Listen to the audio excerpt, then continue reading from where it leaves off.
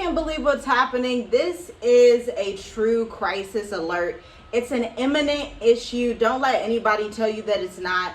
Because I thought China was going to be a little neutral for a little bit. I thought they were going to wait for it to get worse. But China has just announced that they are sending nuclear-capable submarines to the coast of the USA. Basically off the coast of Alaska. But who's to say that they're not already positioned near Mexico or the Gulf of America? Who's to say they're not already positioned near Florida? But they say that they're near Alaska right now. And they are ready, because if President Donald Trump and the U.S. military decide to nuke Iran with those missile launchers, well, you should talk about the missile launchers. They don't even know about that yet. Yeah, we were... the hypersonic nukes. Yeah, the hypersonic nukes. It's so crazy. The U.S. just tested that, I want to say yesterday. Yesterday for us.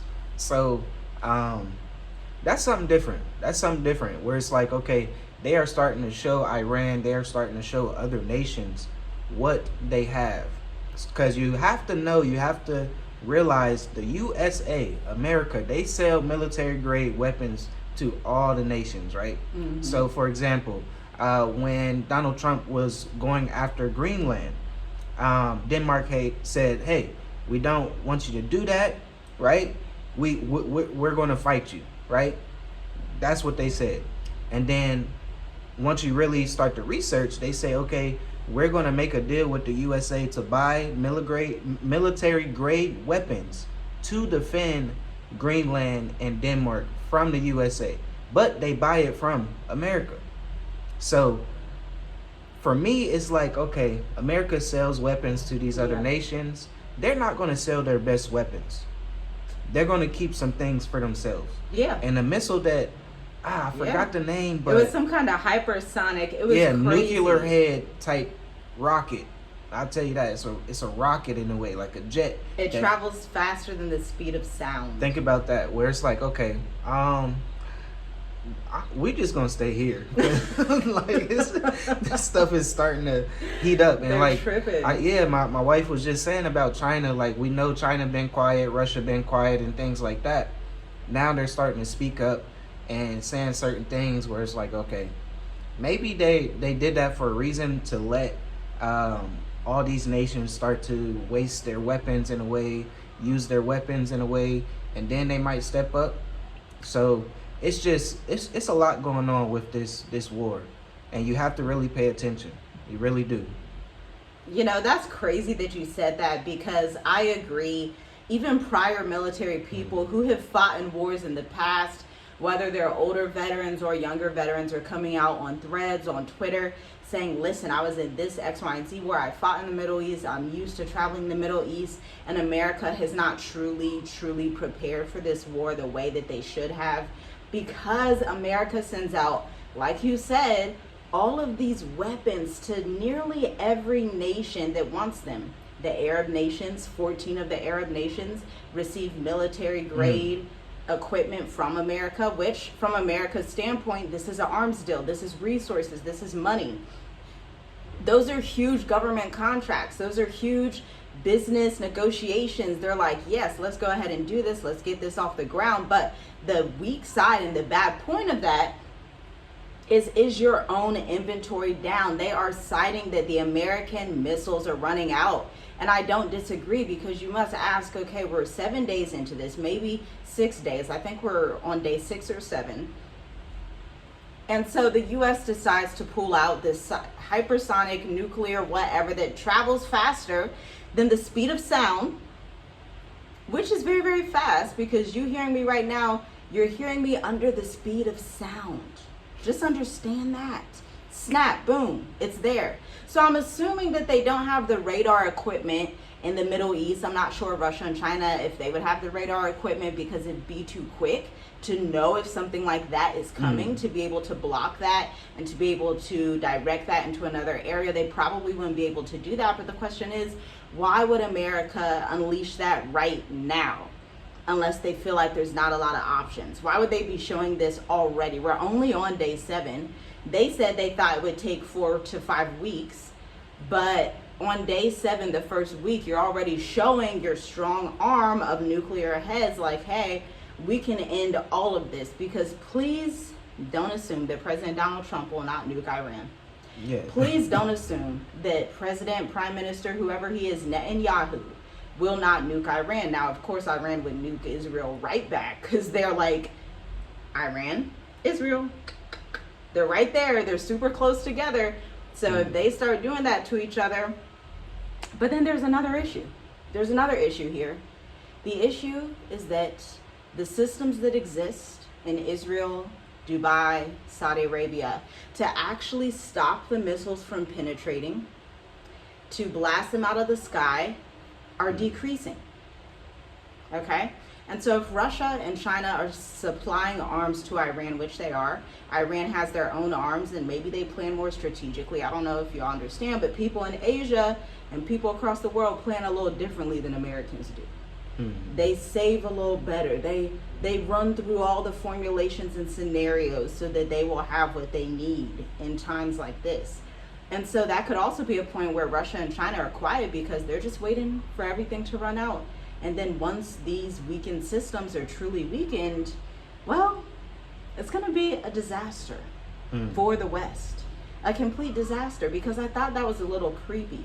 How China said, you know, our nuclear war station is stationed right off of Alaska. They just announced it. It's not a secret. They just said, just so you know, it's right there.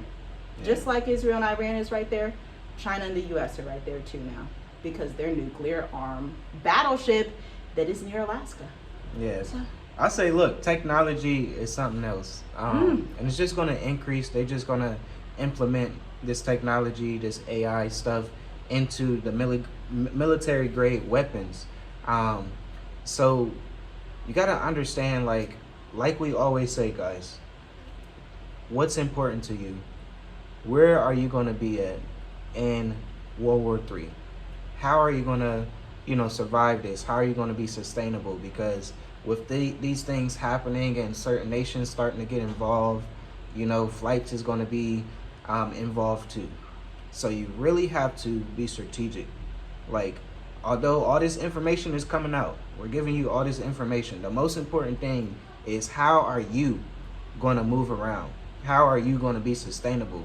If that's where you are, if that's in America, what are you going to do? Yeah, because what's your plan? I'm not sure if... Do you have an exit plan? Yeah. I'm not sure if this is true news, but we heard something about missiles flying on the west coast of America, but they shot it down. I'm not 100% sure about that. We have to do a little bit more research. But if missiles do come to America, just as we're talking about China being right there and submarines and this and that, if it does come to America, how are you going to react? How are you going to be sustainable where you are? Because it's besides this war, it's still a lot of internal problems that the USA has and deals with.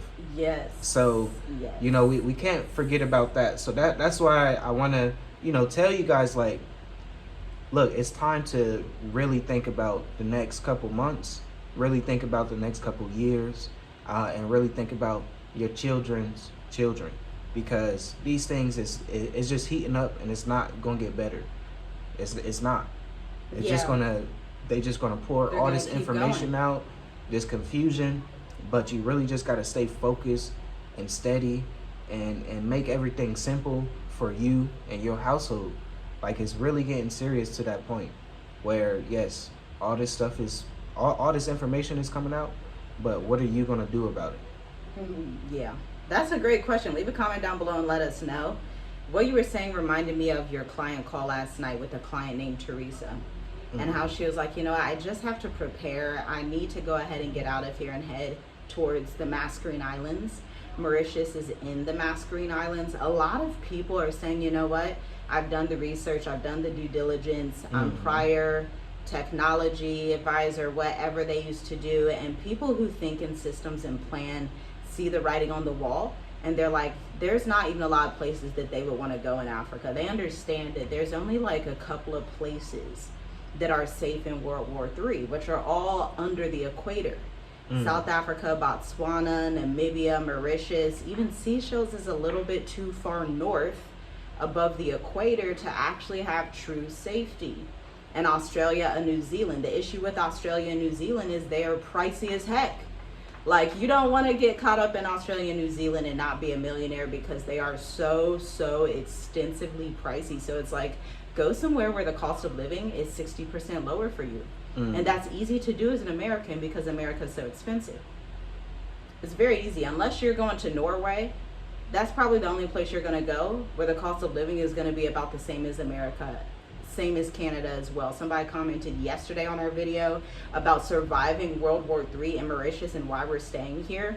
And they're like, yeah, I'm Canadian. Prices in America are horrible. It's 60% lower cost of living for me as well from Canada. And so if you are American and Canadian, I don't know about the rates in the UK. I don't know about the rates in Spain. I don't know about those other rates. But America, Canada, Norway, places like that, they're at the top tier expense level. Okay? As expensive as it could get. We already ran the formulations. We save $8,000 per month by not living in America, which frees us up to invest, run our businesses, take our time, come on YouTube like this and speak to you, have a much more enjoyable life as you're gearing up for World War III, prepare more adequately when your money is not tied to the American system. And so, check out the links in the description. We'll see you in the next video because the next one's going to be about some weird things with Iran. Yeah, and shalom, family. Shalom.